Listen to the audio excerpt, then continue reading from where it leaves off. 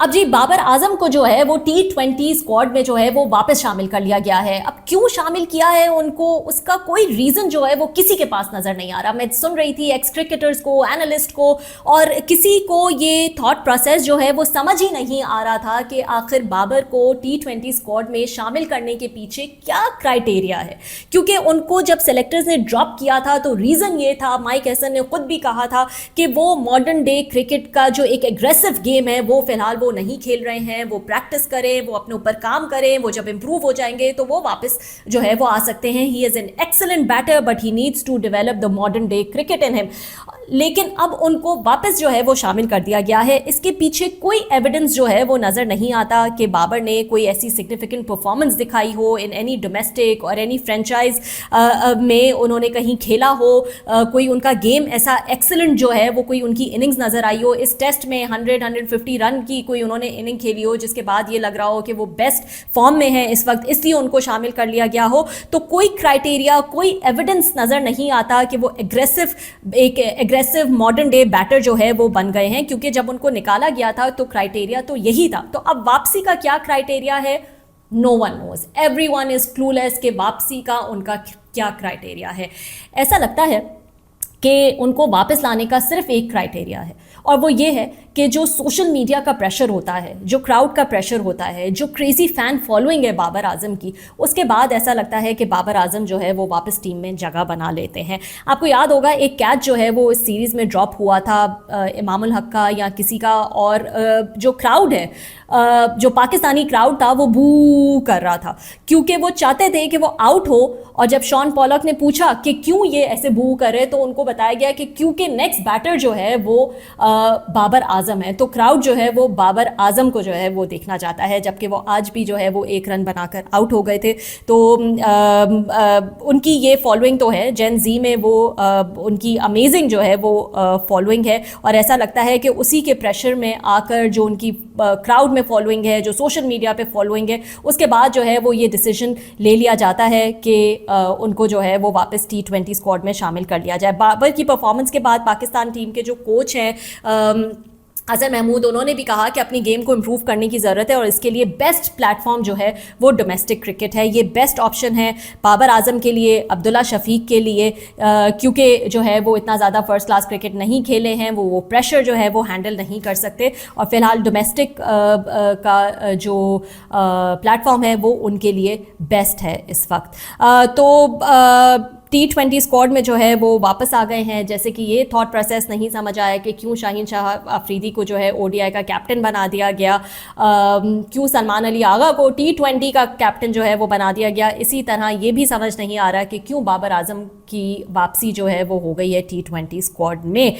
Pakistan women cricket جو ہے وہ بھی کچھ کم نہیں ہے, وہ بھی اس وقت نمبر 1 پر نظر آ رہی ہے, لیکن نیچے سے. ورلڈ کپ جو ہے وہ جاری ہے, 6 میچز کھیلے, اس میں سے 4 جو ہے وہ یہ میچز ہار گئی. یہ 2 میچز جو ہے وہ بارش کی نظر ہو گئے ہیں. پاکستان ٹیم کی جو وومن کرکٹ ٹیم ہے اس کے پاس صرف 2 پوائنٹس ہیں, اور بالکل لاسٹ میں یعنی 8 نمبر پر جو ہے وہ کرکٹ ٹیم نظر آ رہی ہے. محسن نقوی صاحب نے بھی کچھ اس پہ اسٹیٹمنٹس دیے ہیں, اور انہوں نے کہا ہے کہ یہ پور پرفارمنس کے بعد جو ہے وہ ایک ریویو کی ضرورت ہے, مینجمنٹ میں کچھ چینجز کی جو ہے وہ ضرورت ہے. سو لیٹس سی اس حوالے سے جو ہے وہ کیا ہوتا ہے. اس کے علاوہ جی PCB نے جو ہے وہ ملتان سلطان کو جو ہے وہ معاہدے کی خلاف ورزی پر ایک ٹرمینیشن لیٹر جو ہے, نوٹس جو ہے وہ ایشو کر دیا ہے. ملتان سلطان کے اونر علی ترین جو ہے کچھ عرصے سے PSL پہ آن اینڈ آف جو ہے وہ تنقید کرتے رہے ہیں, سوالات اٹھاتے رہے ہیں, کبھی PSL کے فارمیٹ پہ, ماڈل پہ, ہر چیز پہ جو ہے وہ انہوں نے جو ہے وہ سوالات اٹھائے ہیں.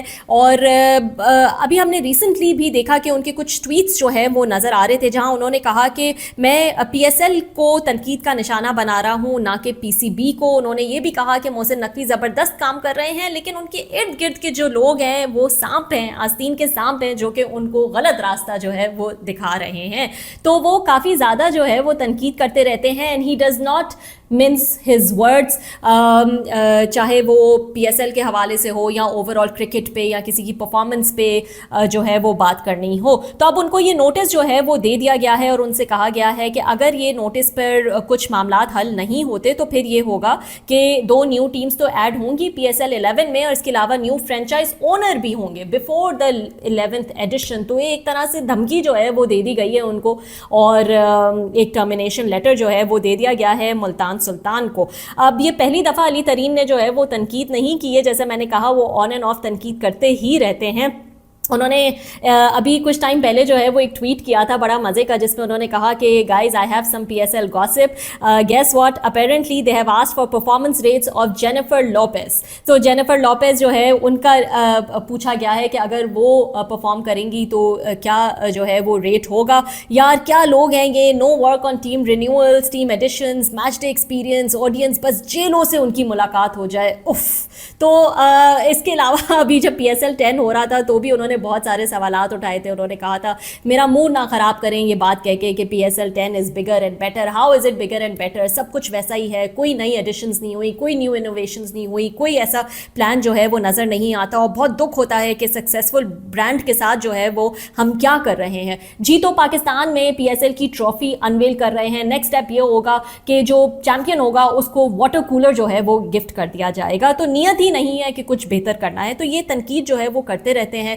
ان کا یہ بھی پی ایس ایل مینجمنٹ پہ بھی انہوں نے کافی سوالات اٹھائے ہیں کہ 3 لوگ جو ہے وہ اس کو چلا رہے ہیں, ملٹی بلین کی یہ لیگ ہے, کانٹریکٹس ایکسپائر ہونے والے ہیں, لیکن کسی کو کچھ پتہ نہیں ہے کہ رینیول کا ماڈل جو ہے وہ کیا ہوگا, کیا ویلیویشن ہوگی. تو اکثر جو ہے وہ یہ تنقید کرتے رہتے ہیں. لیکن ہیونگ سیڈ دیٹ, ان کی تنقید, ان کا کرٹیسزم جو بھی ہے وہ کرکٹ کی بھلائی کے لیے, پی ایس ایل کی بھلائی کے لیے ہی نظر آتا ہے. He has a very big stake in P S L. سب سے مہنگی فرینچائز جو ہے وہ ملتان سلطان کی ہے, سب سے زیادہ اینول فیس جو ہے وہ ملتان سلطان جو ہے وہ دے رہی ہے. بعد میں جو ہے وہ انہوں نے یہ خریدی تھی تو سب سے مہنگی جو ہے وہ یہ ٹیم بکی تھی.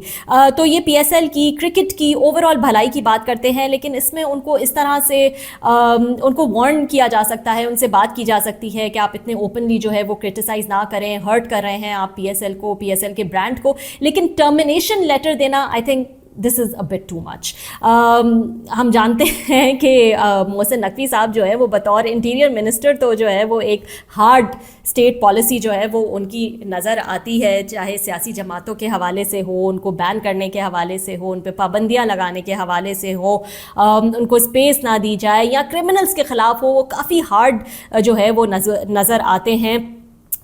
لیکن اب ایسا لگتا ہے کہ کھیل کے میدان میں بھی جو ہے وہ یہ ہارڈ پالیسی جو ہے وہ اپنا رہے ہیں. پہلے بھی آپ جانتے ہیں ان کا کچھ ان کی کچھ پرسنالٹی ہی ایسی ہے کہ کرکٹرز کو پہلے بھی وارن کر چکے ہیں کہ اگر آپ نے پرفارم نہیں کیا تو پھر دیکھیے گا سب جو ہے ان کو نکال دیا جائے گا, اور اس قسم کی باتیں جو ہے وہ کرتے رہتے ہیں. تو اب ایسا لگ رہا ہے کہ یہ ٹرمینیشن لیٹر بھی جو ہے وہ انہوں نے دے دیا ہے.